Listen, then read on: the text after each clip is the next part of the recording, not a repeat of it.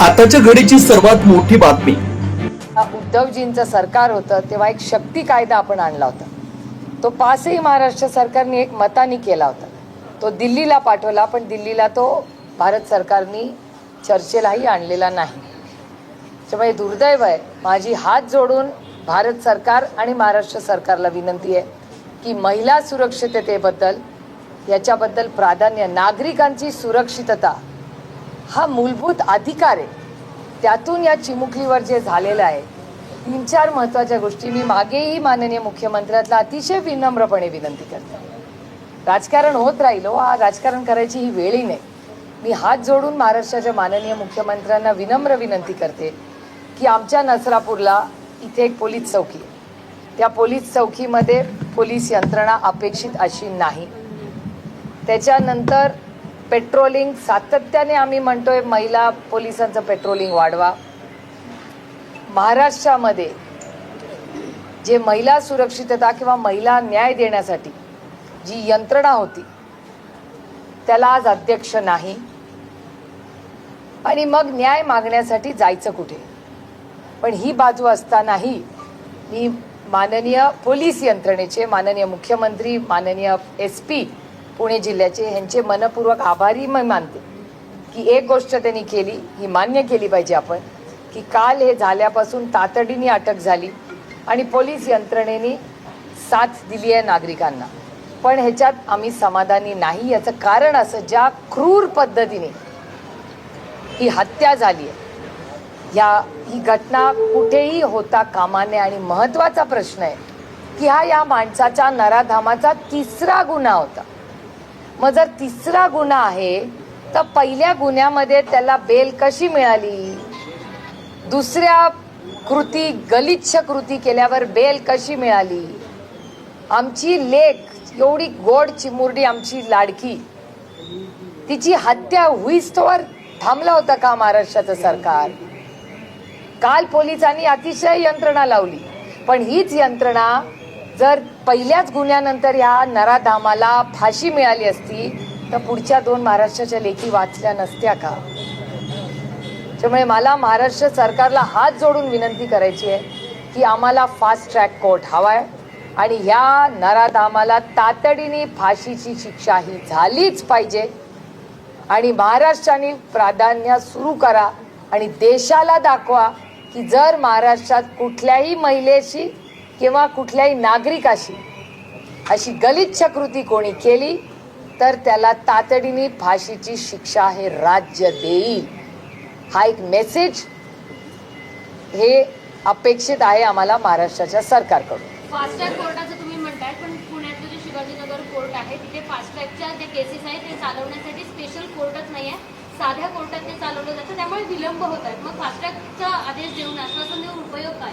आश्वासन नकोय आम्हाला ऍक्शन पाहिजे. माननीय मुख्यमंत्र्यांनी मंगळवारी वेळ दिली आहे. आम्ही सगळे नागरिक, इथले ग्रामस्थ जाणार आहेत माननीय मुख्यमंत्र्यांना भेटायला. त्याच्यामुळे ते स्वतः वकील आहेत आणि ते स्वतः राज्याचे गृहमंत्री आहेत. आमची अपेक्षा आहे त्यांच्याकडून, अतिशय विनम्रपणे मी माननीय मुख्यमंत्र्यांना विनंती करते की त्यांनी आम्हाला न्याय मिळवून द्यावा. सेम घटना जी आहे आता चाकणमध्ये घडली आहे, एका मुलावरती लैंगिक अत्याचार करून त्याचाही गळा चिरून त्याची हत्या केली. वर्दीची भीती राहिलीच नाही. ही विकृती कशी वाढते? ज्या वर्दीचा सार्थ अभिमान आम्हाला आहे, महाराष्ट्राच्या पोलिसांना मला सार्थ अभिमान आहे, पण मग त्या वर्दीची का भीती राहिली नाही सामान्य माणसाला या विकृतीला? म्हणून काहीतरी ऍक्शन घेणं गरजेचं आहे आणि ते केलं पाहिजे. याआधी देखील अशा घटना समोर आल्या आहेत. फास्ट ट्रॅक कोर्टात चालू असं आश्वासन देतात, मात्र त्याच्यानंतर काही होताना दिसत नाही. पण ह्याचा पाठपुरावा आम्ही सगळे मिळून करणार आहोत आणि जोपर्यंत या मुलीला न्याय मिळत नाही, त्या कुटुंबाला न्याय मिळत नाही, आम्ही स्वस्थ बसणार नाही. खरं तर पोलीस प्रिव्हेंटिव्ह ऍक्शन घ्यायला हवं होतं, कारण 3 गुन्हे या आरोपीनं या अगोदर केले. पोलीस कुठेतरी कमी पडलेले आहेत का? नाही, अर्थातच. आता आम्ही माहिती घेतोय. मी SP नाही विचारले, SP माहिती घेत आहेत की आधीच्या 2 गुन्ह्यानंतर ह्याला बेल मिळालीच कशी? या माणसाला त्यांच्या गावातून बाहेर काढून टाकलेलं आहे, हाकलून दिला होता त्याला गावातून. मग जर गावातून हाकलून दिलेला माणूस आपल्या नसरापूरमध्ये आलाच कसा, पोलिसांनी का लक्ष दिलं नाही, एक तर त्याला बेलच कशी मिळाली, हाच पहिला मुद्दा आहे माझा. स्थानिकांनी म्हटलं इथे पोलीस स्टेशन होतं ते शिफ्ट करण्यात आलं. तेच मी तुम्हाला म्हणले ना, मी अखिलशी माझं बोलणं झालेलं आहे. पण शिफ्ट करताना पोलिसांनी पुढे तिथल्या कायदा सुव्यवस्थेची काळजी घ्यायला हवी होती. ही घटना टळली असती, मात्र शिफ्ट केल्यानंतर परत दुर्लक्ष झालं असं इथल्या स्थानिक महिलांचा आरोप आहे. आणि त्यांच्या सुरक्षेचा सुद्धा प्रश्न असल्याचं महिला म्हणतायत की त्या मुलीवर झालं, आमच्या मुलींचं काय. हा प्रश्न पूर्णपणे रास्त आहे. माझं SP पुण्याशी सविस्तर या विषयावर बोलणं झालेलं आहे आणि जेव्हा माननीय मुख्यमंत्र्यांना आम्ही मंगळवारी भेटू तेव्हा हा मुद्दा पुन्हा आम्ही मांडणार आहे आणि आजच मी माननीय मुख्यमंत्र्यांना या विषयाचं पत्र लिहिणार. मुलीचा काल टू व्हीलर नेण्याची माहिती ग्रामस्थांनीच दिलेली आहे. ॲम्ब्युलन्स पण आणू दिली नाही असं त्यांचं म्हणणं आहे. अनेक गोष्टी आहेत, ज्या गॅप्स आहेत, ज्या चुका झालेल्या आहेत. माझं म्हणणं आहे, आम्हाला आता पहिलं प्राधान्य की त्या नराधामाला तातडीने फास्ट ट्रॅक कोर्टमध्ये केस चालून फाशी देणं ही आमची पहिली मागणी आहे. आणि ही घटना आता नसरापूरला झाली, ही परत कधीही आपल्या महाराष्ट्रामध्ये होऊ नये याच्यासाठी जी काही यंत्रणा लावावी लागेल त्याच्यात माननीय मुख्यमंत्र्यांनी जातीने लक्ष घालावं. आता त्याला पुणे सत्र न्यायालयामध्ये हजर करण्यात आलं होतं. 7 तारखेपर्यंत पोलीस कोठडी देण्यात आलेली आहे, परंतु त्याच्यानंतर परत मग 14 दिवसांची पोलीस कोठडी येऊन पुन्हा त्याला जेलमध्येच पाठवणार का? आता आजच प्रशासनाची आम्ही खूप फॉलोअप घेतोय, त्यामुळे पुढचे 15 दिवस कसे जातील हे आता माननीय मुख्यमंत्र्यांनाही मंगळवारी भेटलं आणि SPंशी आम्ही सगळे बोलतोय. SPनी आम्हाला शब्द दिलाय की आम्हाला फास्ट ट्रॅक कोर्ट आणि तातडीने न्याय देतील. त्याच्यामुळे आपण एक आठवडा 2-4 दिवसाची वेळ ही पोलिसांना देऊ आणि पोलिसांना आम्ही आमच्या अटी शर्ती सांगितल्या आहेत. आम्हाला या नराधामाला तातडीने फाशी दिली पाहिजे ही आमची मागणी आहे. काही नागरिकांनी आज आंदोलन केलं रात्रीपासून. त्यांचं म्हणणं आहे की आरोपीला आमच्या ताब्यात द्या किंवा त्याचं एन्काउंटर करा, अशी मागणी लोकांची. अर्थातच म्हणजे लोकांची नाराजी, चीड ही रास्तच आहे ना. बरोबर आहे जी मागणी आहे लोकांची. काय पद्धतीने त्या मुलीची हत्या झाली, अशी काळीबार फासली आहे माणुसकीला आणि दुर्दैव आहे. अक्षय शिंदे प्रमाणे केलं पाहिजे असं वाटतं का तुम्हाला? बघूया, आता माननीय मुख्यमंत्र्यांशी बोलणार आहोत आम्ही परवाच्या दिवशी. परवा आमची मीटिंग आहे, तेव्हा बघ त्यांना आम्ही या सगळ्या गोष्टींची माहिती देणार आहे. आधीच्या फास्ट ट्रॅक कोर्टात चाललेल्या केस केंद्राने परत पाठवलेला शक्ती कायदा पुन्हा एकदा अधिवेशन बोलवलं. शक्ती कायदा ही रोहितची मागणी पूर्णपणे रास्त आहे. शक्ती कायद्याची अंमलबजावणी ही झालीच पाहिजे ही आमची मागणी.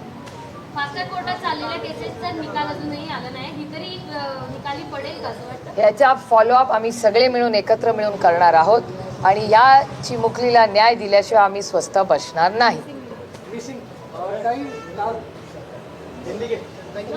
No today no other topic. हां, आजचा दिवस जरा सेंसिटिव, प्लीज उद्या. ये जो घटना हुई है उसका हम बहुत दुख हमसे हुआ, उसका हम खंडन करते हैं. कल से पुलिस यंत्रणा और जो गिल जी है यहाँ के SP, उनसे हमारी लगातार बात हो रही है. जिसने ये घिनौनी हरकत की उसको अभी पुलिस कस्टडी में लिया गया है और हमारी मांग है कि फास्ट ट्रैक कोर्ट में ये केस चला जाए और उसको जल्द से जल्द फांसी की शिक्षा होनी चाहिए. आप अभी परिवार से मिले, क्या बात? जो अंदर बात हुई वो आपको मैं नहीं कह सकती, लेकिन बहुत बहुत दुख की घटना है और बहुत अस्वस्थ बहुत दुख सबको हो रहा है और ऐसी घटना कहीं भी किसी की फैमिली में ना. पहले से आरोपी पर 2 केस रजिस्टर है. 2 केसेस इस पे थे. हमारा यही सवाल महाराष्ट्र सरकार को है और पुलिस को है कि अगर उस पे 2 केसेस ऑलरेडी हो चुके हैं तो ये बेल पे आदमी छूटा कैसे? उसको उसके गांव से भी निकाला गया था, तो यहाँ क्यों घूम रहा था वो? शायद अगर पहले ही उसको फांसी दे देते तो हमारी 2 बच्चियां बच जाती. इसका जवाब तो सरकार को देना पड़ेगा. कानून बदलने की मांग की आपसे. हमारे शक्ति कायदा, उद्धव जी जब मुख्यमंत्री थे तब उद्धव जी ने बहुत अच्छा सुझाव दिया था, एक शक्ति कायदा. हम सब ने दिल्ली भी प्रस्ताव भेजा था, लेकिन दिल्ली की सरकार ने उसके बारे में कुछ नहीं किया. शायद वो कायदा अब अमल होता तो ये जो घिनौनी चीज हुई है इसको पहले ही फांसी लग जाती. लोगों ने बहुत बड़ा आंदोलन किया, उन्होंने मांग की कि आरोपी को हमारे हाथ में दे दो. क्या बताएंगे? ये जो भावना है, आप सोचिए एक बच्ची, छोटी सी बच्ची की जिस तरह हत्या हुई है,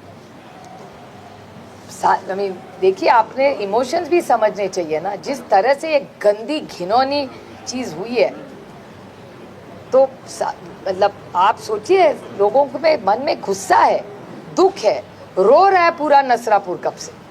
आप मुख्यमंत्री से भी मिलने वाले हैं मंगलवार को। इन सब की इच्छा है कि वो मुख्यमंत्री जी से बात करें। राज्य के गृह मंत्री है, उन्होंने मंगलवार को टाइम दिया है ग्रामस्थ से। तो हम सब इस मामले में कोई राजनीति नहीं करना चाहते, हम सिर्फ बच्ची को न्याय देना चाहते हैं। We are hugely disappointed with what has happened. We are shocked for a man who has done this complete atrocity and murdered a little young child. It's just a ghastly, cowardly act. We condemn it wholeheartedly. The man had 2 cases against him. My question to the government is, if the first case, how did he get bail? And had he would have got bail, how on what grounds did he get bail? This guy should have been hung after the first case. Our 2 daughters would have been saved. We are meeting the Honorable Chief Minister on Tuesday. The people, the villagers, all our colleagues have asked for time. We will urge him that we want this to be in a fast-track court, and this man should be hung immediately. And we have to set an example that in Maharashtra there is zero tolerance against crime. And this is a demand I've been making. Please see, there is in Maharashtra we need more women police. Nasrapur had a police station, but there is no manpower there. We need more manpower, we need more Mahila police, we need more of patrolling. And in the Mahila Commission, the Women's Commission doesn't have a head in Maharashtra. So who is going to give justice to this little girl?